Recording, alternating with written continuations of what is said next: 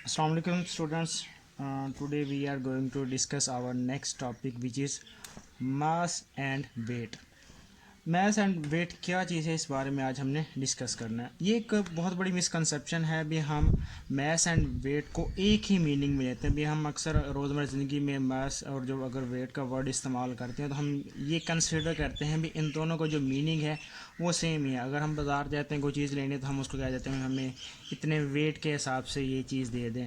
दरअसल जो मैथ्स वाली चीज़ होती है उसी को हम ले लेते हैं भी वो हमें वेट के हिसाब से जो कि दरअसल गलत है, ऐसा नहीं है। ठीक है, तो आज हमने देखना है भी एक्चुअल मैथ्स क्या चीज़ है और फिर वेट क्या चीज़ है। तो ये फिज़िक्स के अकॉर्डिंगली ये दोनों चीज़ें बहुत डिफरेंट है एक दूसरे से। ठीक है, मैथ्स क्या चीज़ होती है? मैथ दरअसल होती है quantity of matter, quantity of matter possessed by a body या quantity of matter in a body भी आप इसको सिंपल वर्ड में कह सकते हैं। ठीक है, तो ये दरअसल हम कहते हैं मैथ, यानी मैटर क्या चीज़ है हमें पता है। हमारे यूनिवर्स के अंदर हर एक जो चीज़ है वट एवर जो भी चीज़ है तो वो किस चीज़ से मिलकर बनी है? मैटर से मिलकर। अगर हमारी अपनी बॉडी है, ये हमारे पेन है, बुक्स है, या हम अपने दिगर जो भी चीज़ें देखते हैं वो सारी सारी किस से मिलकर बनी हुई हैं? मैटर से मिलकर बनी हुई है। ठीक है, तो मैथ किसे कहते हैं? किसी भी बॉडी में जितनी मादा की मिकदार पाई जाती है उसको हम नाम देते हैं मैथ का। Quantity of matter possessed by a body या quantity of matter in a body is called mass. ठीक है, तो ये अब क्या है, और दूसरा ये हमने सिंपल मैथ्स की डेफिनेशन को देख लिया। और दूसरा मैथ्स क्या चीज़ है? ये हमारे पास होती है एक scalar quantity, scalar quantity.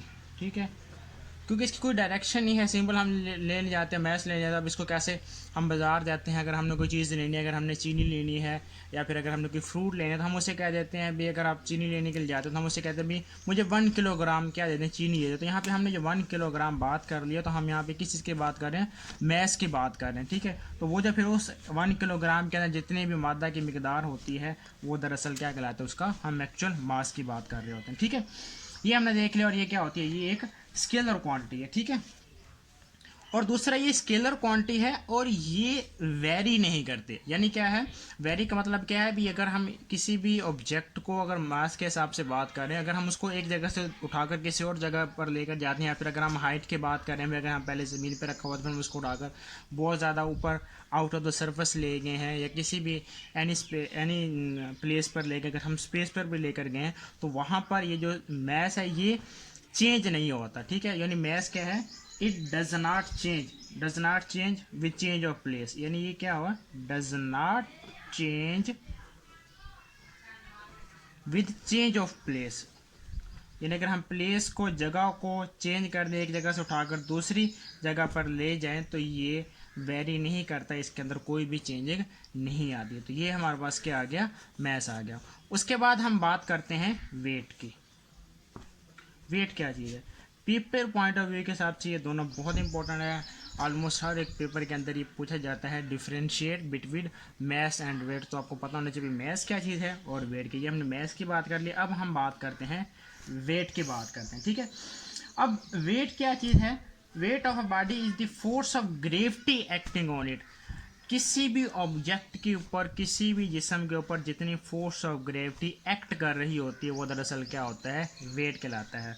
Force of gravity acting on a body, किसी भी ऑब्जेक्ट के ऊपर जितनी फोर्स ऑफ ग्रेविटी एक्ट कर रही होती है वो दरअसल क्या कहलाती है? उसका वेट कहलाती है। ठीक है, ये अगर मैं फर्ज करूँ, मैंने एक पेन ले लिया, ये अगर आप देखें इस पेन का मैस भी होगा और इस पेन का क्या होगा? वेट भी होगा।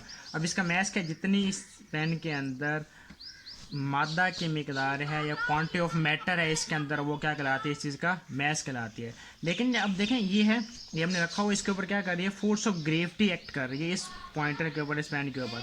तो इस पॉइंटर के ऊपर जितनी फोर्स ऑफ ग्रेविटी एक्ट कर रही है वो दरअसल क्या कहलाती है? इसका वेट कहलाती है। ठीक है, अब हमें पता है हमारे ज़मीन की क्या है? फोर्स ऑफ ग्रेविटी है। ज़मीन के ऊपर हम किसी भी ऑब्जेक्ट को रखेंगे, कहीं पर भी रखेंगे, किसी भी हाइट पर रखें तो उसके ऊपर लाजमी तौर पर क्या कर रही है? फोर्स ऑफ ग्रेविटी एक्ट कर रही होती है। तो वो दरअसल फोर्स ऑफ ग्रेविटी किसी भी ऑब्जेक्ट के ऊपर जितनी लग रही होती है वो उसको क्या कहलाती है?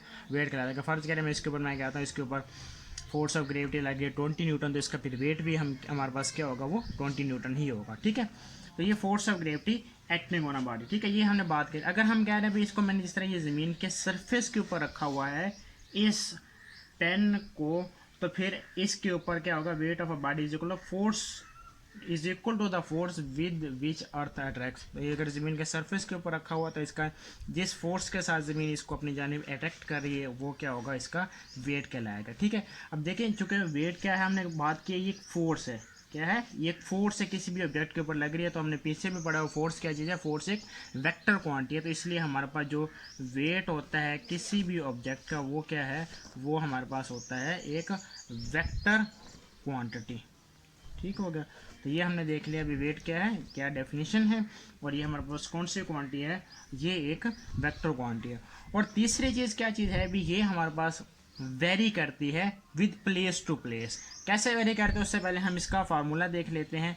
तो मैथमेटिकल फार्मूला होता है W is equal to mg। ये हमारे पास क्या होता है, वेट का फार्मूला।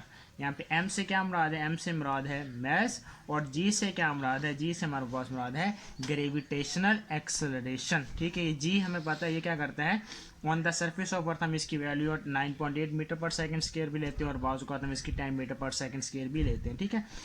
तो ये हमें पता है ये क्या करते हैं, with place to place vary करते हैं। अगर हम ज़मीन के सरफेस के ऊपर बात करें तब इसकी वैल्यू क्या होती है, 9.8 हम लेते हैं, लेकिन जैसे जैसे हम ऊपर हाइट में जाते हैं, ज़मीन से ऊपर हाइट में जाते हैं, तो इसकी वैल्यू क्या होती जाती है, डिक्रीज होती जाती है, ठीक है। तो अब इसी तरह चूँकि विद हाइट क्या कर रहा है, जी की वैल्यू के अंदर क्या आ रहा है, तब्दीली आ रही है। तो जब जी की वैल्यू चेंज होगी तो जाहिर सी बात है उससे जो आपके पास वेट ऑफ द बॉडी होगा उसमें भी लाजमी तौर पर क्या आएगी, चेंजिंग आएगी।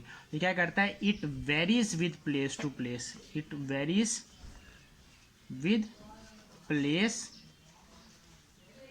टू प्लेस, ठीक है। ये हमारे पास क्या करता है, जैसे हम प्लेस के एक जगह से दूसरी जगह जाते हैं, यानी अगर हम हाइट के अंदर जाते हैं तो ये इसके अंदर क्या आ जाती है, तब्दीली आ जाती है। यानी अगर देखिए हम एक ऑब्जेक्ट है, जिस तरह इसी को मैं स्पेस के अंदर लेकर जाता हूँ, तो वहाँ पर इसके ऊपर जो फोर्स ऑफ ग्रेविटी एक्टिंग कर रही होगी उसकी वैल्यू कुछ और होगी। अगर हम कह सकते हैं शायद वो वहाँ पर निगलेजिबल हो, तो वहाँ पर भी इसकी जो वेट की वैल्यू होगी वो क्या होगी, कुछ डिफरेंट होगी। अब यहाँ पर सरफेस के ऊपर रखो तब इसकी वैल्यू क्या है, कुछ और है, लेकिन अगर हम इसको हाइट के ऊपर और ज़्यादा लेकर जाए तब भी इसकी जो वेट की वैल्यू हमारे पास निकलेगी वो क्या होगी, कुछ और निकलेगी, ठीक है। तो ये हमने देख लिया। और दूसरा ये है भी हम इसको कैसे मेजर कर सकते हैं। तो मैथ्स को जब भी हमने मेजर करना है तो उसके लिए हम क्या करते हैं, स्टैंडर्ड मासेस के साथ हम क्या करते हैं, कंपैरिजन करते हैं। अब कैसे स्टैंडर्ड मासेस, जिस तरह हम बाजार जाते हैं, एक हमने एप्पल लेने हैं, तो वहाँ पर जो वो शॉपकीपर होगा, वो दुकान वाला होगा, उसके ऊपर क्या होगा, एक स्टैंडर्ड मास, यानी 1 किलोग्राम का एक स्टैंडर्ड मास उसके पास पड़ा होगा, ऑलरेडी उसने रखा होगा। तो फिर वो एक साइड पे वो स्टैंडर्ड मास रखे, दूसरी साइड पे वो क्या होगा, वो सेब उठा उठा के वहाँ पर रखता जाएगा। जब उन दोनों का क्या हो जाएगा, मैस, जब दोनों का वो जो इक्वल हो जाएगा, हम इसको बीम बैलेंस के थ्रू मेजर कर सकते हैं, ठीक है। तो जब दोनों के इक्वल हो जाते हैं, यानी सिंपल हम वहाँ पे क्या कर रहे होते हैं, कंपैरिजन कर रहे होते हैं। तो जब भी हमने मैथ्स की वैल्यू को फाइंड आउट करना है तो उसके लिए हम क्या करते हैं, थ्रू कंपैरिजन उसकी वैल्यू को हम निकाल सकते हैं। लेकिन जब हम बात करते हैं वेट की, तो वेट के लिए हमने क्या इस्तेमाल करना है, इसके लिए हम इस्तेमाल करते हैं बीम बैलेंस, और वेट को फाइंड आउट करने के लिए हम इस्तेमाल करते हैं स्प्रिंग बैलेंस, ठीक है ना। स्प्रिंग बैलेंस होता है, उसमें एक स्प्रिंग लगा होता है, उसके साथ हम क्या कर देते हैं, जो वेट होता है कोई भी ऑब्जेक्ट होता है तो उसको हम उसके साथ अटैच कर देते हैं, ठीक है। तो फिर जब उसको अटैच करते हैं तो वो डाउनवर्ड डायरेक्शन के अंदर मूव करता है, क्योंकि उसके ऊपर फोर्स ऑफ ग्रेविटी एक्ट कर रही होता है। फिर उस वजह से हम क्या कर सकते हैं, किसी भी ऑब्जेक्ट के वेट को फाइंड आउट कर सकते हैं। तो ये बहुत इंपॉर्टेंट है, पेपर पॉइंट ऑफ व्यू के हिसाब से इसको आपने अच्छे से देखना है, और ये आपके पास आ गया, ठीक है। और दूसरा जो कि फोर्स है, तो इसका वेट सॉरी ये एक फोर्स है, तो इसका जो यूनिट होता है ऐसा यूनिट, वो हमारे पास क्या होता है, न्यूटन होता है। और जो मैस होता है इसका जो ऐसा यूनिट होता है वो हम लेते हैं किलोग्राम, ठीक है।